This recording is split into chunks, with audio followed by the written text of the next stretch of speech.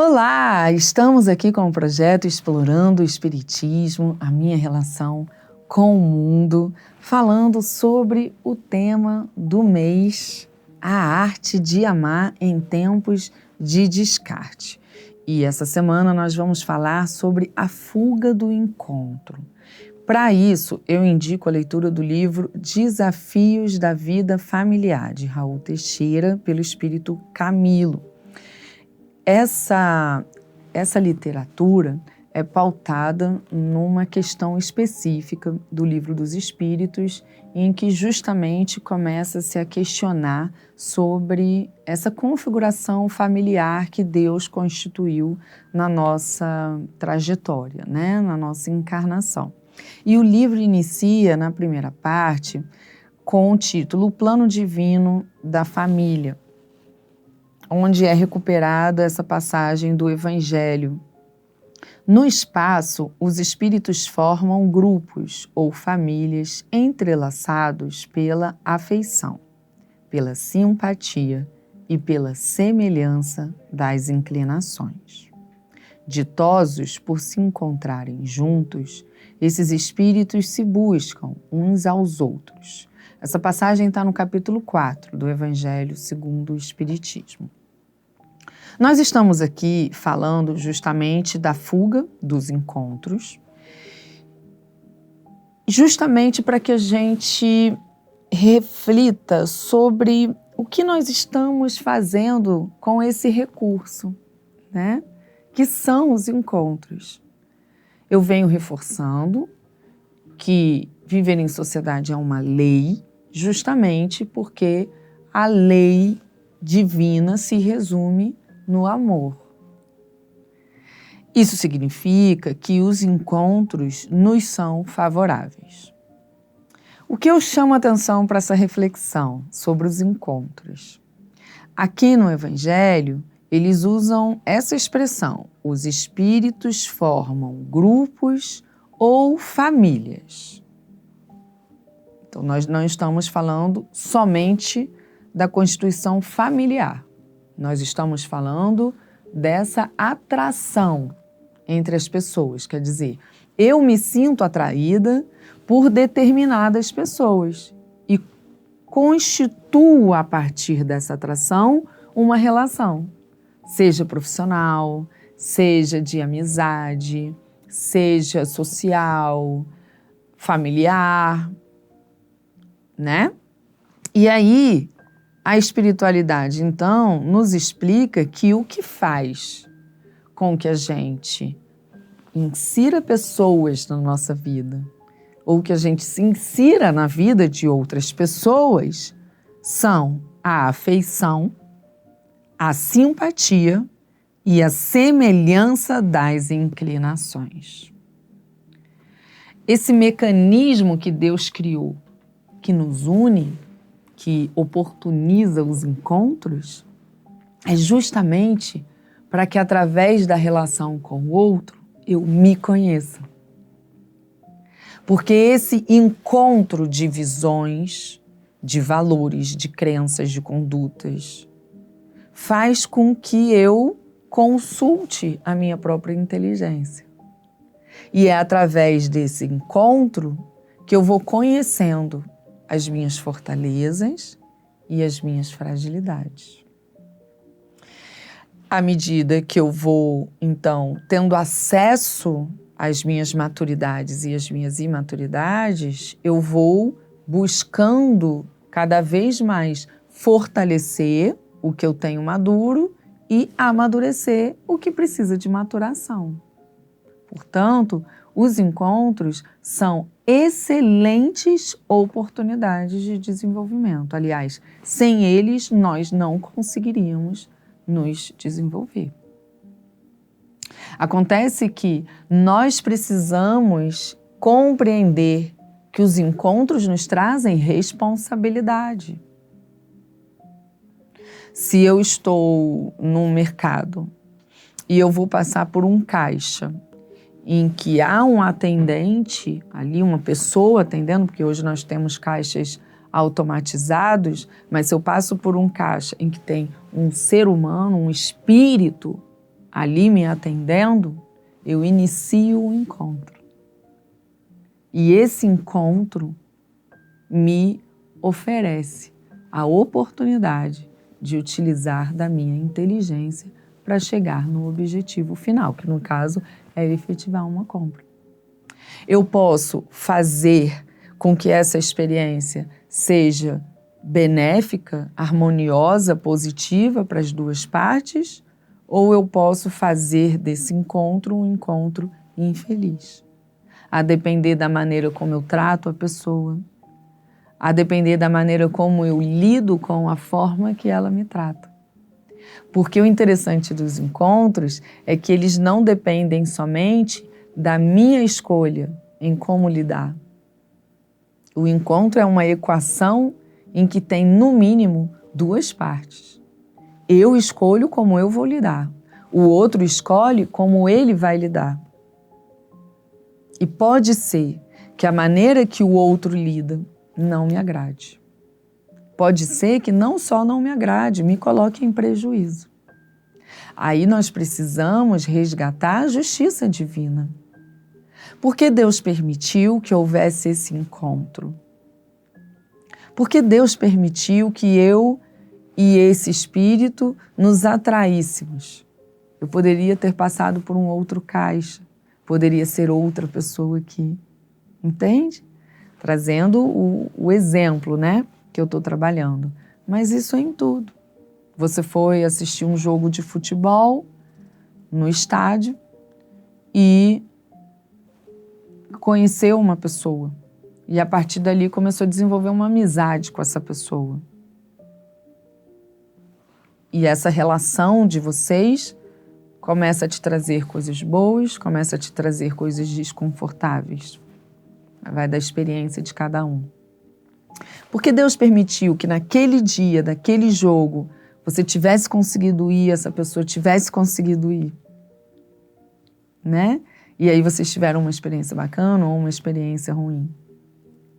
Percebe? Quantas programações você fez que não deram certo? Essa poderia ter sido uma que não tinha dado certo. Poderia ter dado certo em outro momento. A própria relação profissional. Existem agendas que você vai fazer, seja uma reunião, seja entrevista, seja uma viagem, qualquer ação referente ao trabalho, que vai fazer com que você encontre pessoas. E esses encontros podem te trazer conforto ou desconforto.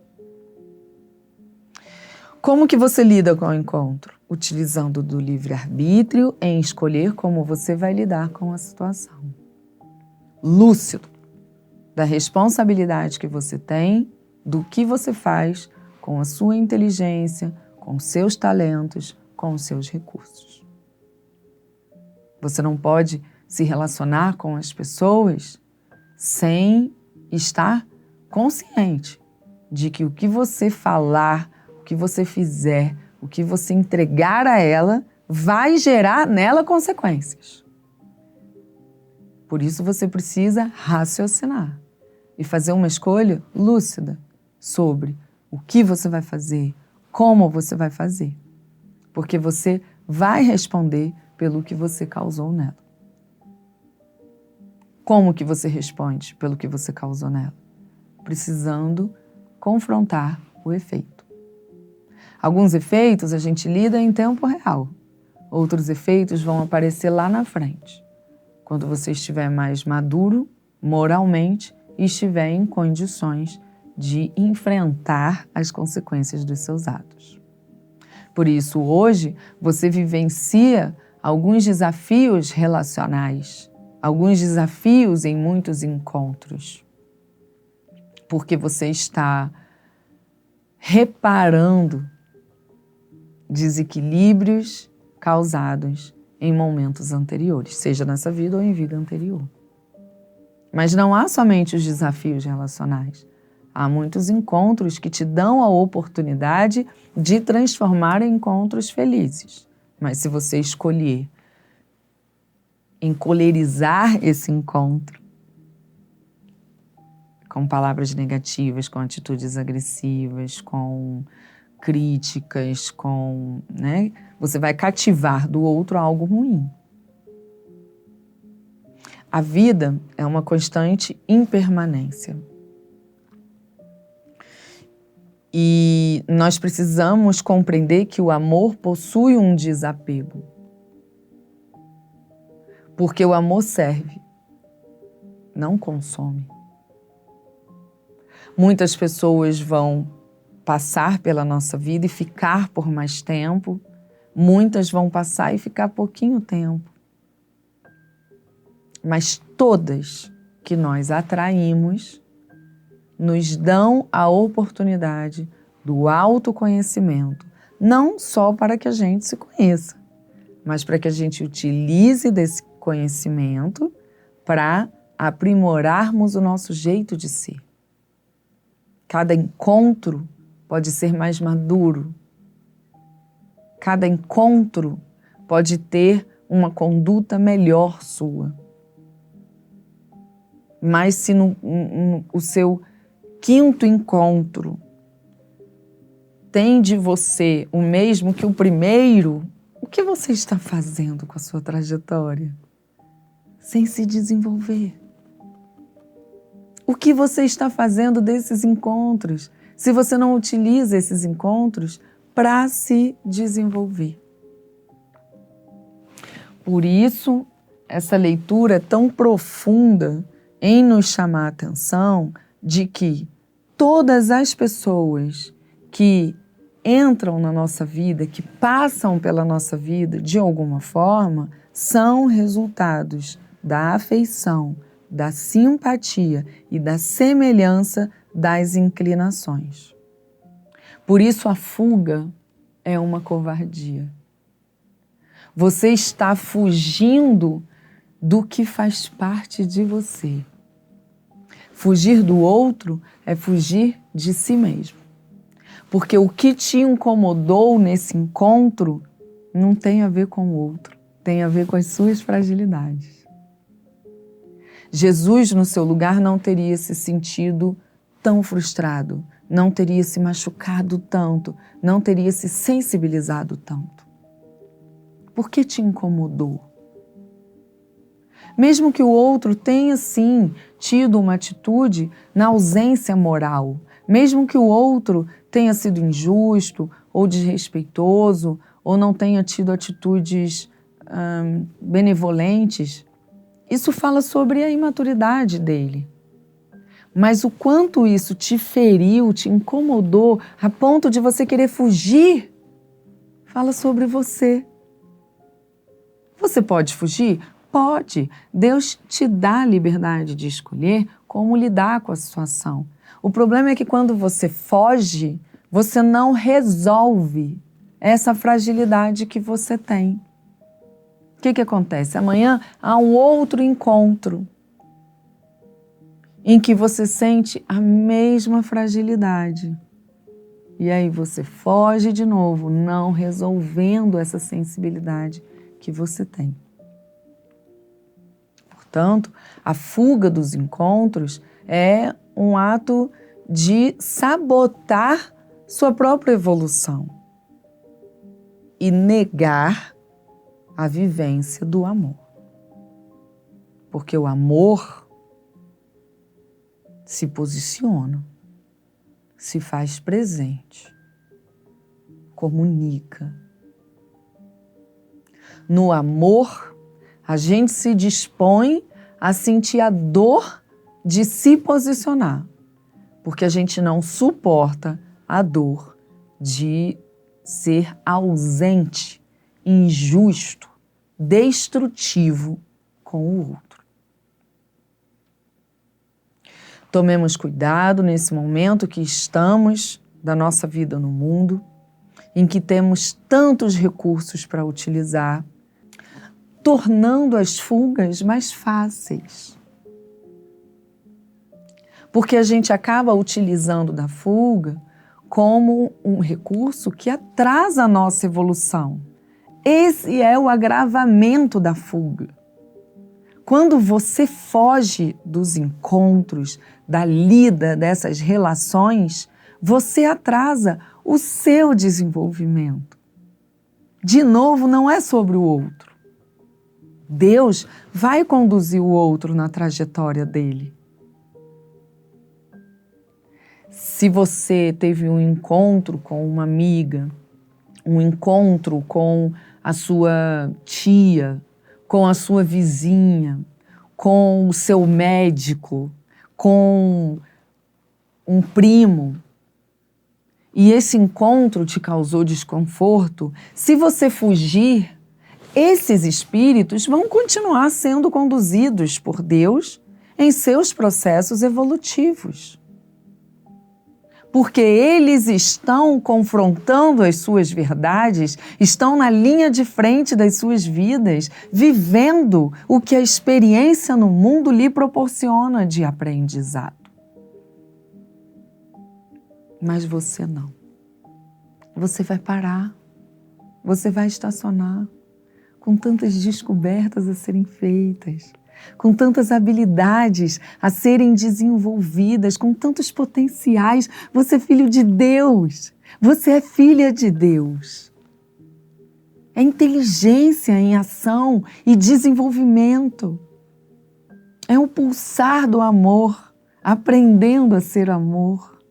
Então vai, viva os encontros, torne os encontros felizes, no que se refere ao aproveitamento para o seu crescimento, para a sua evolução. Porque os encontros não são recursos de prazer, prazer momentâneo, prazer passageiro. Os encontros são os degraus que nos chamam a atenção para a nossa evolução, para o nosso crescimento. Então vai lá, se levanta, põe uma roupa, vai ao encontro das pessoas, viva a proposta da lei em sociedade, dialogue, exponha as suas ideias, tenha atitude, vai aprender. Aí você vai ter aproveitado a oportunidade dessa trajetória. Se não, bom, depois vai ter que repetir de ano.